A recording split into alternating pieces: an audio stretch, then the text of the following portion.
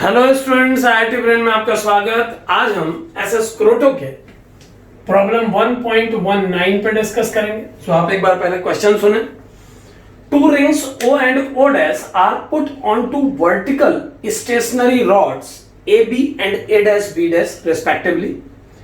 An inextensible thread is fixed at the point A dash and on the ring O and is passed through ring O dash as shown in figure। चित्र में भी आपको दिखाता हूं।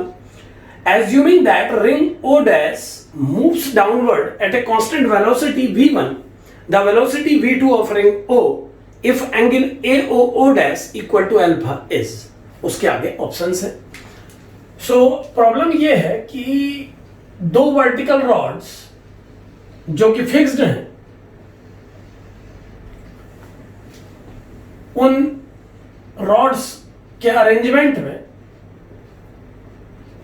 एक thread को, जिसका एक टर्मिनल टॉप पे फिक्स्ड है, एक रिंग के थ्रू पास करा के दूसरी रिंग में कुछ इस तरीके से बांध दिया गया है। ये रिंग O और ये रिंग O डैश है। गिवन है कि ये रिंग V1 स्पीड के साथ डाउनवर्ड डायरेक्शन में मोशन कर रही है। आपको इस रिंग O की वेलोसिटी कैलकुलेट करनी है उस इंस्टेंट पे जब ये एंगल अल्फा हो जाए।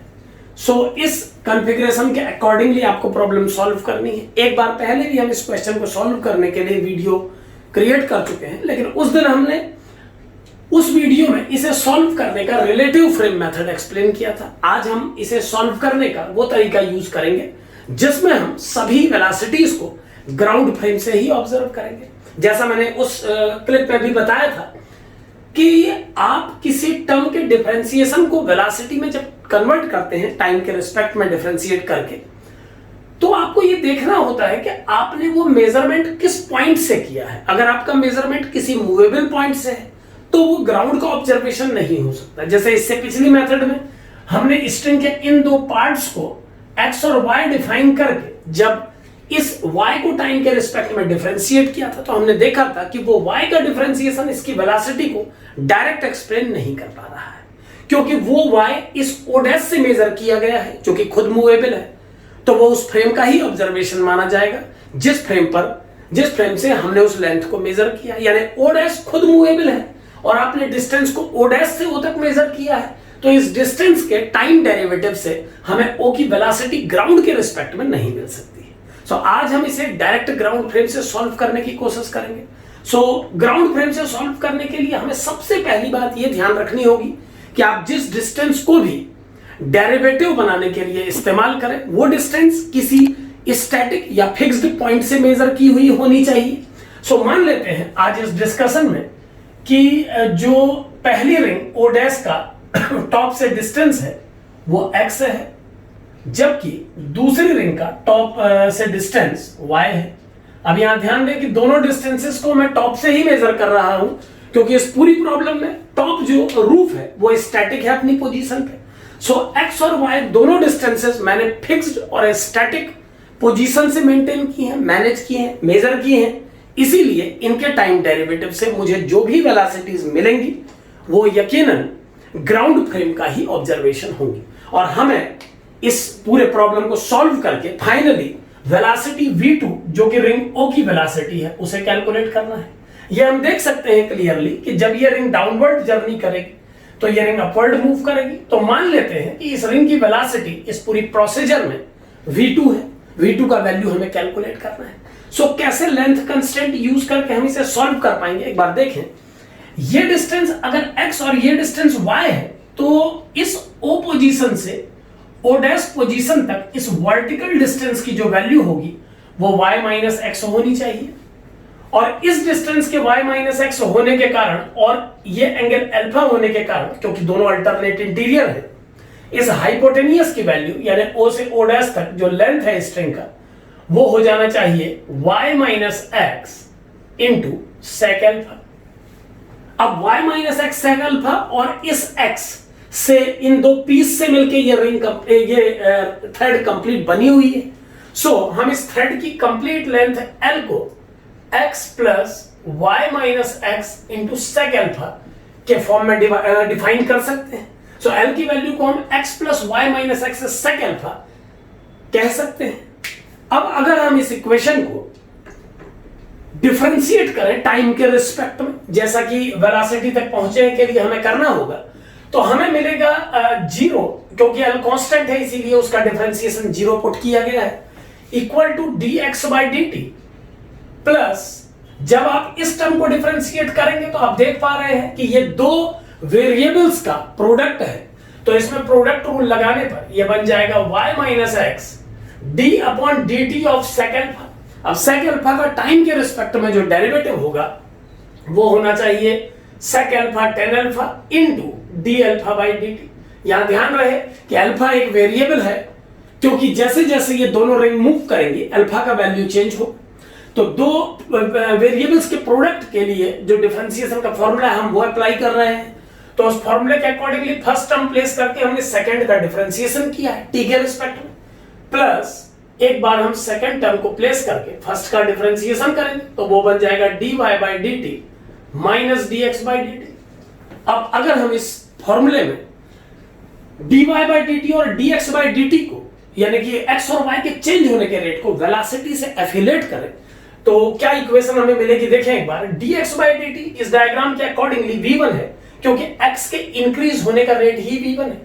सो dx बाई dt को अगर हम v1 पुट करें तो ये बन जाएगा v1 equal to 0 equal to v1 plus y minus x sec alpha tan alpha into D alpha by D t. तो एक बार d alpha by D t जो कि इस स्ट्रिंग के अल्फा के चेंज होने का रेट है, जो कि इस स्ट्रिंग का ओमेगा है, तो कैसे इसे कैलकुलेट किया जाएगा समझे। अगर हम रिजिड बॉडी कंस्टेंट इसमें अप्लाई करें तो वेलोसिटी का जो कंपोनेंट स्ट्रिंग के अलोंग है वो v2 cos अल्फा है, और जो कंपोनेंट स्ट्रिंग के परपेंडिकुलर है वो v2 sin अल्फा है। सो अगर मैं अलग से एक डायग्राम क्रिएट करूं तो ये बनेगा v2 sin अल्फा कंपोनेंट, और v1 का जो कंपोनेंट स्ट्रिंग के परपेंडिकुलर है वो v1 sin अल्फा है, और दोनों के बीच के सेपरेशन की वैल्यू हमें मालूम है y minus x sec alpha. So इन तीनों वैल्यूज की हेल्प से अगर हम डिफाइन करें d alpha by D t को, तो d alpha by D t का वैल्यू आएगा v1 sin alpha plus v2 sin alpha. यहां पर ध्यान दें कि अल्फा को d alpha by D t को डिफाइन करने के लिए हमें रिलेटिव वेलोसिटी के परपेंडिकुलर कंपोनेंट की रिलेटिव वैल्यू चाहिए होती है। तो चूंकि यहां पर v1 sin अल्फा और v2 sin अल्फा एक दूसरे के अपोजिट हैं, तो दोनों की इस परपेंडिकुलर वेलोसिटी जो रॉड के परपेंडिकुलर है उसका रिलेटिव वेलोसिटी बनाने के लिए हमने इस वेलोसिटी से इसे माइनस किया। बट जैसा आप जानते हैं वेलोसिटी एक वेक्टर क्वांटिटी है, तो जब हम इन्हें सब्ट्रैक्ट करेंगे तो ऑलरेडी ये अपोजिट डायरेक्शन में है, तो कुछ इस तरीके का कंसेप्ट वर्क करेगा। यानी कि आपको लिखना होगा v1 sin alpha minus minus v2 sin alpha upon separation between the two. तो ये जो फॉर्मूला यहां पर हमने यूज किया है ये ओमेगा का डेफिनेशन है। ओमेगा को डिफाइन किया जाता है वेलोसिटी के परपेंडिकुलर कंपोनेंट्स की हेल्प से, यानी उस डायरेक्शन में वेलोसिटी के कंपोनेंट आपको चाहिए होंगे जो दोनों पार्टिकल को ज्वाइन कराने वाली लाइन के परपेंडिकुलर है। सो वेलोसिटी के कंपोनेंट इस लाइन के परपेंडिकुलर v2 sin अल्फा और v1 sin अल्फा है, और वो अपोजिट है, इसीलिए D alpha by D T यानी ओमेगा का जो वैल्यू होगा वो होगा v1 sin alpha minus minus v2 sin alpha upon y minus x sec alpha. ये टर्म यहां पर सेपरेशन को प्रेजेंट कर रहा है। सो फाइनली ये आ जाएगा v1 plus v2 sin alpha upon y minus X into sec alpha. अब अगर D alpha by D T की इस वैल्यू को मैं यहां पुट करता हूं तो मुझे मिलेगा v1 plus v2 sin alpha upon y minus X into sec alpha plus sec alpha into D Y by D T minus D X by D T. यहां पर देखें D Y by D T y के decrease होने का rate ही v2 को define कर रहा है।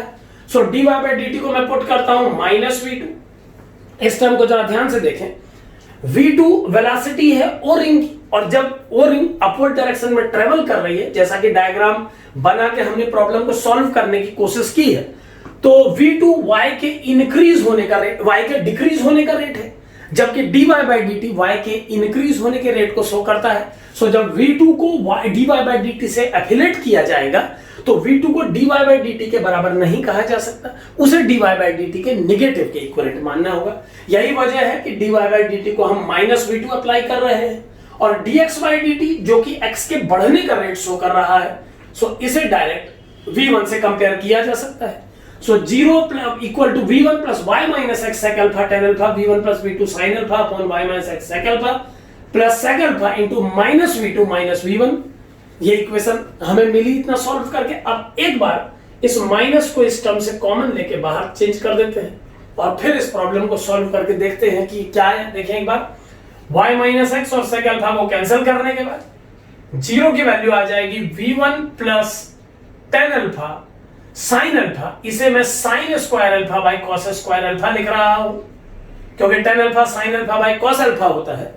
सो sin square alpha by cos alpha लिखा जा सकता है into v1 plus v2 minus sec alpha, जिसे 1 बाई cos अल्फा लिखा जा सकता है, इंटू v1 प्लस v2। सो ये इक्वेशन कन्वर्ट होकर इस फॉर्मेट में आ जाएगी।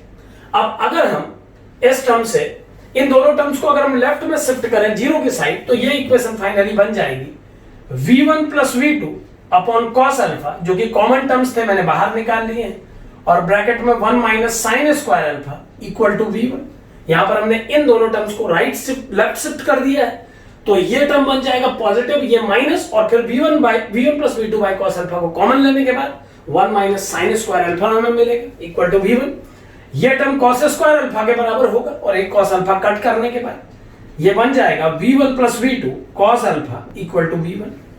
और इसे फाइनल सॉल्व करें अगर, तो हमें जो v2 पता करना है उसकी वैल्यू आ जाएगी v1 plus v2 equal to v1 upon cos alpha, यानी v2 का वैल्यू आ जाएगा finally v1 upon cos alpha minus v1। थोड़ा और सॉल्व करें इसे, तो इसे मिल जाएगा हमें 1 minus cos alpha upon cos alpha, और फाइनली ये हो जाएगा v1 1 minus 1 plus 2 sin square alpha by 2 apply किया जा सकता है। यहां पर ध्यान दें, cos अल्फा का cos 2 अल्फा वाला फॉर्मूला हम यूज कर रहे हैं, उसके अकॉर्डिंगली cos अल्फा को 1 minus 2 sin square alpha by 2 लिखा जा सकता है। तो 1 माइनस ऑलरेडी है, और इसको सॉल्व करने पर आएगा 1 minus 2 sin square alpha by 2, तो 1 कैंसिल करने के बाद ये बन जाएगा 2 sin square alpha by 2 upon cos alpha. So finally हमको जो v2 की वैल्यू मिलेगी वो इतनी होनी चाहिए, यानी जब पहली रिंग v1 वेलोसिटी से डाउनवर्ड मोशन करेगी, तो दूसरी रिंग अपनी पोजीशन पर v1 into 2 sin square alpha by 2 upon cos alpha इस वेलोसिटी से अपवर्ड डायरेक्शन में मूव करेगी। सो इस तरीके से डायरेक्ट डिस्टेंसेस को किसी स्टैटिक पॉइंट से मेजर करके डायरेक्ट दूसरे पार्टिकल की वेलोसिटी को, दूसरी रिंग की वेलोसिटी को कैलकुलेट किया जा सकता है। ये कंपलसरी नहीं है कि आप रिलेटिव फ्रेम का यूज करें, लेकिन हमने ये देखा है दोनों तरीके की मेथड बनाने के बाद कि जब आप रिलेटिव फ्रेम से इस क्वेश्चन को सॉल्व करा था आपने, तो वो मैथमेटिकली इससे कम लेंथी था। तो ये केवल तरीका बनाया गया है कि आप किसी फ्रेम से मेजर करके अगर कम टाइम में प्रॉब्लम को सॉल्व कर सकते हैं तो आप रिलेटिव फ्रेम का यूज कर सकते हैं, अदरवाइज किसी भी प्रॉब्लम को ग्राउंड फ्रेम से तो सॉल्व किया ही जा सकता है। Thank you.